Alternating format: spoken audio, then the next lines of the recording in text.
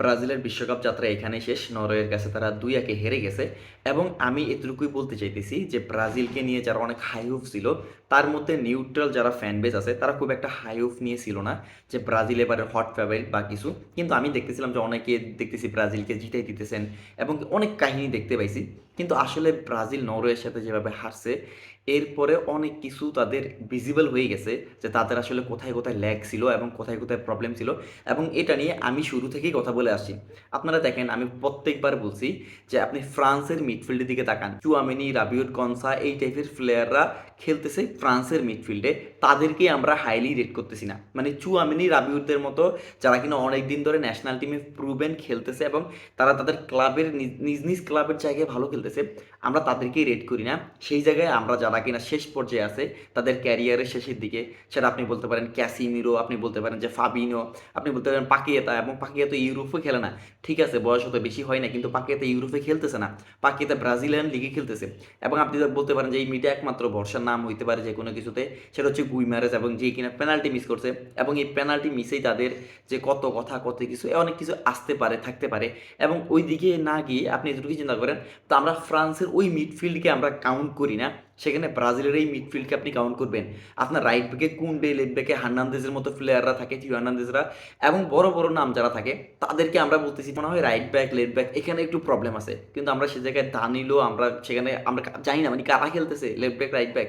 তো আপনি চিন্তা করেন যে ব্রাজিলের মেইন যে জায়গায় প্রবলেম ছিল মিডফিল্ড এবং রাইট ব্যাক, লেফট ব্যাক, এবং তারাই এই ম্যাচে আমাদেরকে ডুবাইছে। এবং এই ম্যাচে সেকেন্ড গোল যখন হয়েছে, আপনি ডিনাই করতে পারবেন না যে আর্লিং হালান্ড যে ভাইবটা ক্রিয়েট করছে পুরো ম্যাচ জুড়ে, এই ভাইবটাই মিসিং ছিল। আপনি অ্যাটাকে মানে আপনি এই জন্য বলতেছি, অ্যাটাকের কথা পরে বলতেছি, আপনি যখন হালান্ড যখন গোল করে না, আপনারা মোটামুটি যারা ফুটবল খেলেন আপনারা এর সাথে মিলাইতে পারবেন যে আসলে ওই জায়গা থেকে আউট অফ দ্য বক্স একদম পারফেক্ট টাইমিং, পারফেক্ট পেস, আপনি যেই পেসে আপনি বলটাকে কিক করতেছেন, ওই টাইমিং এবং যেই প্লেসমেন্টে বলটা পৌঁছাইছে, এটা জাস্ট 10 আউট অফ 10 একটা গোল। এবং ফুল ভাইব চলে আসে এবং পুরো ম্যাচ জুড়েই এই ভাইবের অভাব ছিল। সেটা ব্রাজিল বারবার ক্রিয়েট করার ট্রাই করতেছিল, কাউন্টারে তারা গোল বের করার ট্রাই করতেছিল, কিন্তু সেখানে প্রত্যেকটা প্লেয়ার মিস করছেন। আপনি ভিনিসিয়াস জুনিয়র, এনরিক, এরা খুব ভালো ভালো সহজ সুযোগ পাইছে এবং সেখান থেকে তারা মিস করছেন। এবং ব্রাজিলের এই ম্যাচে হারার পিছনে কার্লো আনচেলত্তির অনেক ভুল আছেন, অনেক ভুল আছেন। সেখানে স্পষ্ট এটা ভুল যে ক্যাসিমিরোর উপরে ফুল 90 মিনিটে, 80-90 মিনিট পুরো মানে যত রকম সে খেলছে পুরোটা টাইম তাকে বিলিভ করা। হালান্ডের যখন সেকেন্ড গোলটা হয়, আপনি দেখেন যে হালান্ড মিডফিল্ডে আয়সা বলটা ক্যারি করতেছেন, বল ক্যারি করছেন, বল রিসিভ করছেন, সে নিচেন সামনের দিকে প্রোগ্রেস করছেন, একটা থেকে মানে একজন প্লেয়ার থেকে সে রুম করছেন, রুম ক্রিয়েট করে সেখান থেকে সে শট নিছেন। এই যে এত কিছু হালান্ড করছে, ক্যাসিমিরো কোথায়? ডিফেন্সিভ মিডফিল্ডার ক্যাসিমিরো কোথায়? কোথায় সেখানে মিডফিল্ডাররা যাকে আটকাবে? তো ক্যাসিমিরোর যে দুই পা সেটা আর চলতেছে না, ক্যাসিমিরো সে ব্রেন সেটা চলতেছে না, কিন্তু তার মাথায় একটু চলছে জাপানের সাথে। এবং ওই বিশ্বাসী কার্লো আনচেলত্তিকে ডুবাইছে, সেটা পুরো ম্যাচ জুড়ে আমরা দেখতে পাইছি যে মিডফিল্ডাররা বল নিয়ে খেলতেই পারে নাই।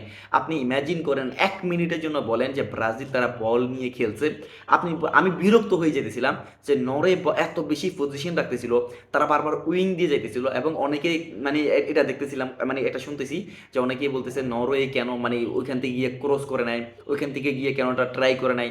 ফার্স্ট হাফ স্পেশালি পুরো ফার্স্ট হাফ ধরে তারা উইংয়ে একদম বল নিয়ে যেতেছে, স্পেস ক্রিয়েট করা ট্রাই করতেছিল, কিন্তু সেখান থেকে ক্রস বা কাটিং করে ভিতরে ঢুকার বা ওই ওই চান্স ক্রিয়েট তারা করার সুযোগই পায় না, মানে করে নাই না, তারা সুযোগই পায় না। ব্রাজিল যেভাবে লো ব্লকে যাইতেছিল, লো ডিফেন্স করতেছিল, পুরো মিডফিল্ড ডিফেন্স, তাদের কাছে সামনে সুযোগই ছিল না।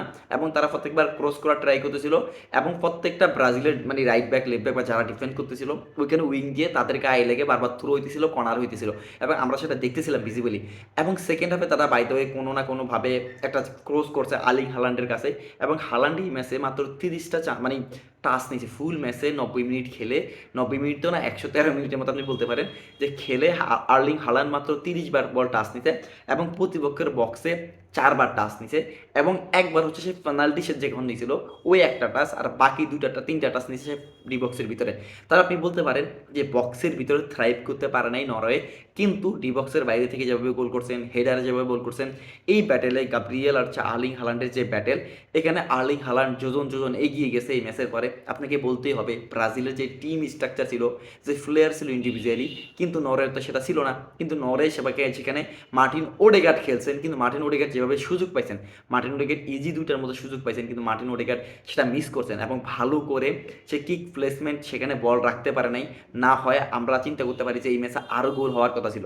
নরওয়ে যেভাবে খেলছেন এবং আমরা দেখতে পাচ্ছি ব্রাজিল যেভাবে খেলছেন, ব্রাজিলের ট্যাকটিক্স ফুল প্রবলেম ছিল। আপনি বল ছাড়া, উইদাউট বল আপনি 90 মিনিট খেলতে পারেন না।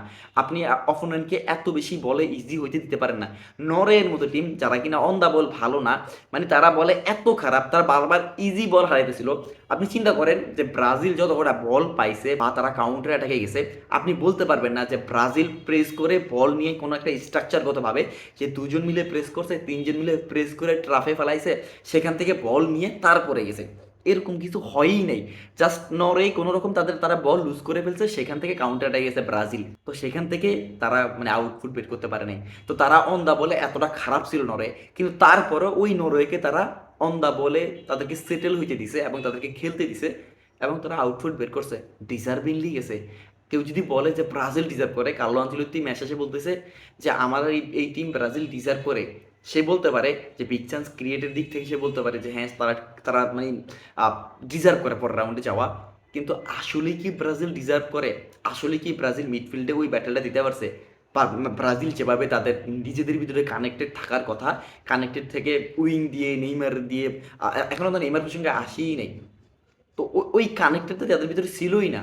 এই কানেক্টেড না থাকলে আপনি কিভাবে একটা টিমে প্রোগ্রেস করবেন? আপনি তো বল রাখতেই পারেন না 5 মিনিট নিজের কাছে। ওই মিডফিল্ড তো না। আমি সেজন্যই ফ্রান্স আনছি, অন্য অন্য টিম আনছি, যে তাদের সাথে কম্বাইন করে দেখাইছি যে আসলে না, ব্রাজিলের টিম নিয়ে হাই হোপ হওয়ার কিছু ছিল না। আজ হয় কাল এক্সপোজ হওয়ার ছিল, হয়েছে। এবং জাপান যেটা ভুল করছে, বল ছেড়ে দিয়ে খেলছে, কিন্তু নরওয়ে না, নরওয়ে বল ছেড়ে দিয়ে খেলে নাই। নরওয়ে তারা নিজেরা খেলছে বল নিজেদের কাছে নিয়ে, এবং তারা সেই যে ব্রেভিটা সেটা দেখাইছে এবং অন দা বল তারা ব্রেভ হইছে। দ্যাটস ওয়াই তারা এখান থেকে গোল বের করতে পারছে, যেটা ব্রাজিল তারা করেই নাই। তারা ওই সৎসাহসটা দেখাই নেই এই ম্যাচে যে তাদেরকে অন দা বল খেলতে হবে।